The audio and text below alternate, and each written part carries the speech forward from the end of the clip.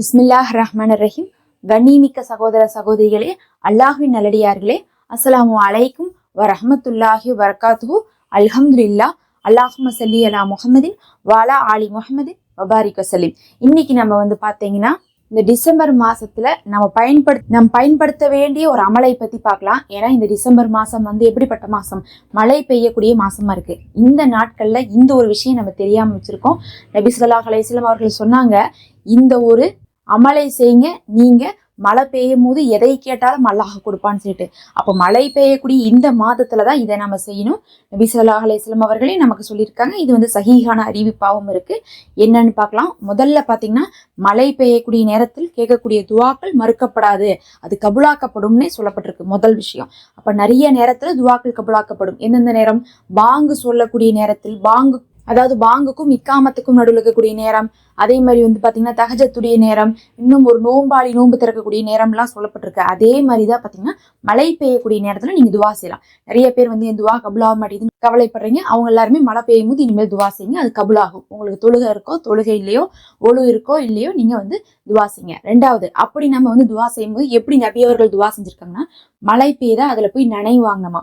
முழுசா நனையணும் அப்படின்னு அவசியம் இல்லை. கொஞ்சமாவது அந்த மழை துளி இருக்குல்ல, அது நம்ம மேல படுற மாதிரி அவங்க என்ன பண்ணுவாங்க, சாலையில நடப்பாங்க, இல்ல அவங்க வீட்டுக்கு பக்கத்தாலேயே அந்த மாதிரி என்ன பண்ணுவாங்க, மழை துளி மேல படுற மாதிரி ஃபர்ஸ்ட் என்ன பண்ணுவாங்க, அவங்க நடப்பாங்க. அதுக்கப்புறம் அந்த துளி மேல பட்டதுக்கு பிறகு முதல்ல ஒரு துவா ஓதுவாங்க. அது என்ன துவான்னு பாத்தீங்கன்னா, இந்த மழை எங்களுக்கு பயனுள்ளதா இருக்கணும், எந்த ஒரு தீங்கும் கொடுக்காம ரஹ்மத்தையும் பரக்கத்தையும் கொடுக்கக்கூடியதா இருக்கணும்னு சொல்லிட்டு ஓதுவாங்களாமா.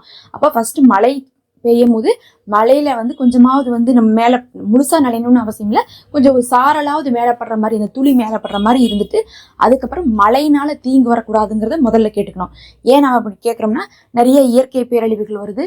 நிறைய மழை பாத்தீங்கன்னா மனிதர்களுக்கு கெடுதலா வருது. ஒண்ணும் இல்லை, சளி பிடிக்குது, ஃப்ளூ வருது, அது வருது, இது வருது. பார்த்தா நமக்கு இந்த மழை சீசன் வந்துட்டாவே ஆஸ்பத்திரியே அலைஞ்சிட்டு இருக்கோம். அப்போ ஒரு சின்ன சின்ன கெடுதல்ல இருந்து பெரிய பெரிய கெடுதல்ல இருந்து நம்ம பாதுகாவல் கேட்கணும். பாத்தீங்கன்னா இலங்கை மக்கள் ரொம்ப கஷ்டப்படுறாங்க வெள்ளத்தினால. அல்லாஹ் சுப்ஹானஹு வ தஆலா காப்பாற்றணும். எல்லாமே மழை காலத்துலதான் இந்த மாதிரி வருது. அதனால நாம மழை எங்களுக்கு நல்லதா இருக்கணும், அது எங்களுக்கு தீங்கா அமையக்கூடாதுங்கிறக்காக கேட்டுட்டு, அப்புறம் மூணாவதா நம்மளுடைய பர்சனல் துவா கேட்கணும். அதே சமயத்துல எப்படி கேட்கணும், அந்த துளி நம்ம மழை துளி மேல பட்டதுக்கு பிறகு மழையிட்டிருந்து பாதுகாப்பு கேட்டுட்டு, பரக்கத்து கொடுக்கணும்னு கேட்டுட்டு, மூணாவதா நம்ம என்ன பண்ணணும், நமக்காக துவா செய்யணும். என்னென்ன தேவைகள்லாம் இருக்கோ அந்த தேவைகளை கேளுங்க. ஒரே இடத்துலயே நிறைய தேவைகள் கேட்க முடியாட்டினா கூட, இப்ப மழை சீசனா இருக்கனால, அடிக்கடி மழை பெய்யறதுனால இந்த மாதிரி செய்யும் போது ஒவ்வொரு தடவையும் ஒவ்வொரு தேவைகள் கேளுங்க. ஏதாவது ஒரு முக்கியமான விஷயத்தை எடுத்து அதை பத்தி அல்லாஹ்விடத்துல துவா செய்யுங்க. கண்டிப்பா நீங்க கேட்கக்கூடியதை அல்லாஹ் கொடுப்பான். ஏன்னா மழை அப்படிங்கிறது அல்லாஹுடைய அருள் இறங்கக்கூடிய நேரம், பரக்கத் இறங்கக்கூடிய நேரமாக இருக்குது.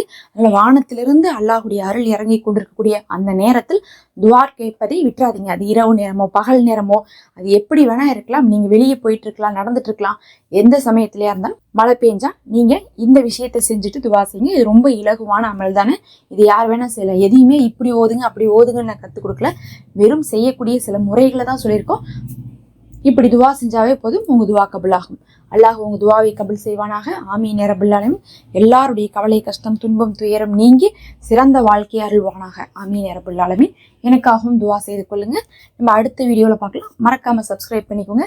பயன் தரக்கூடிய அமல்களை போட்டுட்டு இருக்கோம். ரொம்ப குறைந்த நேரத்துல உங்களுடைய ஆதரவை எனக்கு கொடுங்க. நம்ம சேனல்ல மெம்பர்ஷிப் இருக்கு. விரும்புறவங்க, பயனுள்ளதாக இருக்கக்கூடியவங்க ஜாயின் பண்ணிக்கொள்ளுங்க. அது எங்களுக்கு ரொம்ப பயனுள்ளதாக இருக்கும்.